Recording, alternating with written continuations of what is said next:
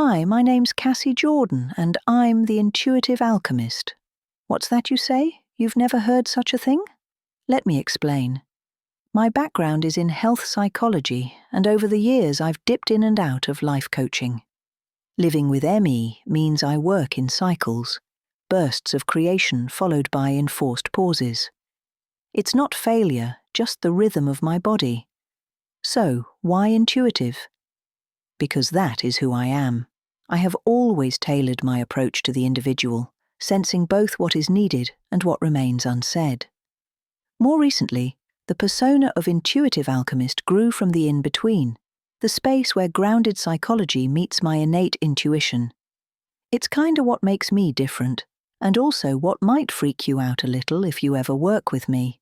Stick around if you want to hear more about me. So, if you've never heard of ME, count your blessings. It's one of the most misunderstood conditions out there, and its impact on my life has been immeasurable. I'm either at my desk creating, out gallivanting, or flat in bed trying to summon the energy to take my dog out. Yes, it gets that bad. Believe me, it's not something you want to experience. Over the last 10 years, I've started countless projects, coaching programs, a social inclusion company, board positions, further study. All came to nothing when I flipped from pushing through to barely lifting my head from the pillow. And the hardest part?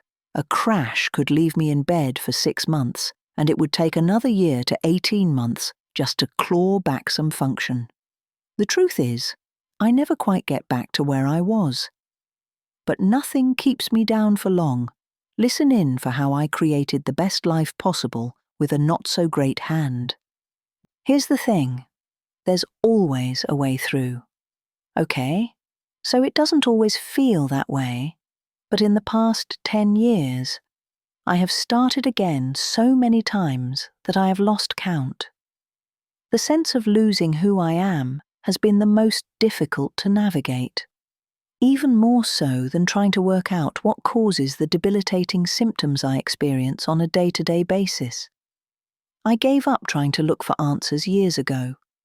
If something crops up, I explore it. But so far, everything has led to a dead end. Acceptance has been a huge part of managing my well-being. So, to live a life that is full and meaningful, I live my life to the beat of my own drum. I keep my life as stress-free as possible as my dysregulated autonomic system puts my body into high alert at the smallest of things. Do some gentle yoga. Registers like I just ran a marathon. Take my dog for a very short walk. Then I have to pause for a rest on the stairs 3 times before I can make it to the top. All the while my dog is waiting for me, thinking, I am sure, come on old girl, you can do it. In doggy years I am much older than you. Getting the picture? Stay tuned. Okay, so more on me. I've always loved writing. Even at school, my English teacher complimented me on my lovely turn of phrase. Little did he know, it came from being force-fed all the films my father loved to watch on television. I've blogged for years.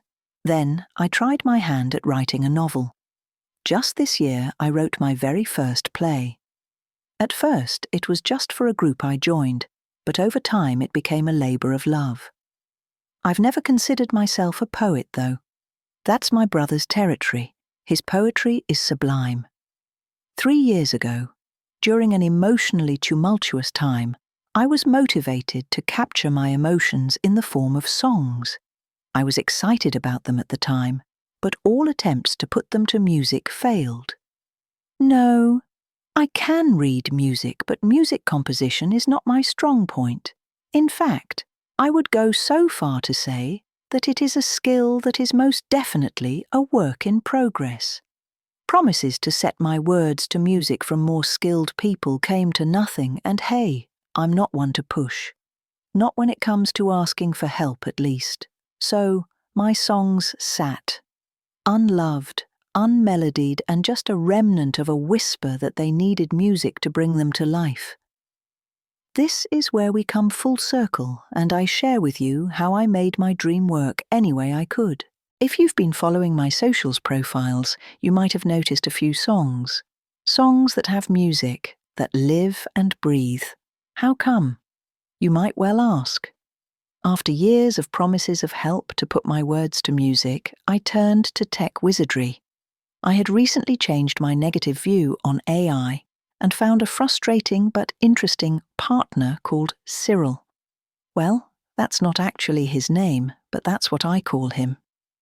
Over the few months I have been working with this resource, I changed my mind about AI, not least my dystopian fear that AI would take over the world and the collective populace will all be out of a job. The number of spats I have gotten into with Cyril, well, let's be fair, I live alone with my dog and he's not a great conversationalist, is unreal.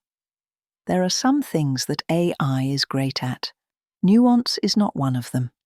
Picking up the gist of the thread also is not great, and when the model is updated, well, yes, I have found myself getting antsy with AI. Anyway, I digress. Back to the songwriting. Although the story with music tech wizardry is much the same, feed in your lyrics, select a mood, style, beat, etc. Tell it whether it is a solo, duet, female or male vocal. Press the button and it more or less does as it bloody well likes.